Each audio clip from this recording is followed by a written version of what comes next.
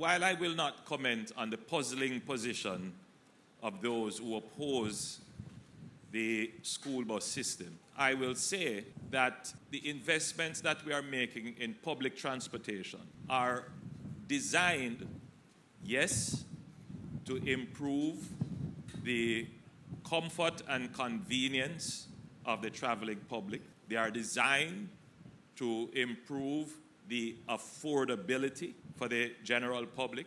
But I invite every Jamaican listening to my voice today to consider that there are higher level objectives that we intend to achieve by the investments we are making in public transportation. Firstly, our economy could be characterized as a stable economy over the last 10 years. We have achieved economic stability through good fiscal management and through institutional strengthening and development.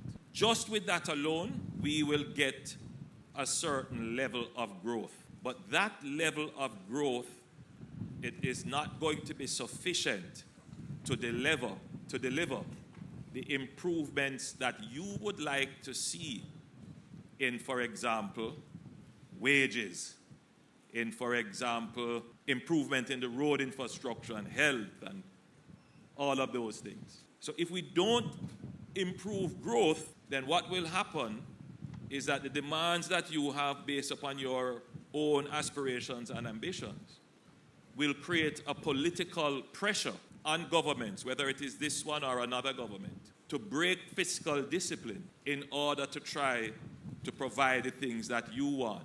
But we have been that road for the last 50 years, and all it has gotten us into is economic problem. Because in order to provide the things that you would want, with the political pressure brought on by elections and other considerations, governments then tend to want to borrow. They will tend to run deficits. They will tend to want to spend what they have not earned. And that puts us into economic problems, which then prevents us from getting the things that you want in the first place. So the only way to prevent that from happening is what I call a vicious cycle of government saying they're trying to provide for the people, making all kinds of promises, not raising the money through growth, going on borrowing it to finance development, and then have to pay it back. And in order to pay it back, they have to spend less on the dreams and aspirations and visions of the people, and you end up in a vicious cycle till you become bankrupt. Notice how I've put it. You, the people of the country, also have a responsibility in how the country is run. So leaders have to be very careful and strategic not to fall in the populism trap. And I'm saying this because we are in an election mode and we are seeing where the populism trap is emerging. Now, to get growth, you have to focus on productivity. When we talk about growth, the individual doesn't see themselves in growth. Growth is something that the economy does. But that's not the case.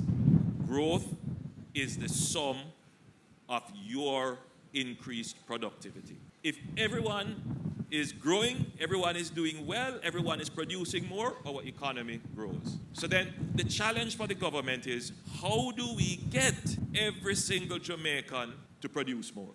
There are many ways to do this. There are many factors you have to consider. Give them more training and skills. Get your people trained.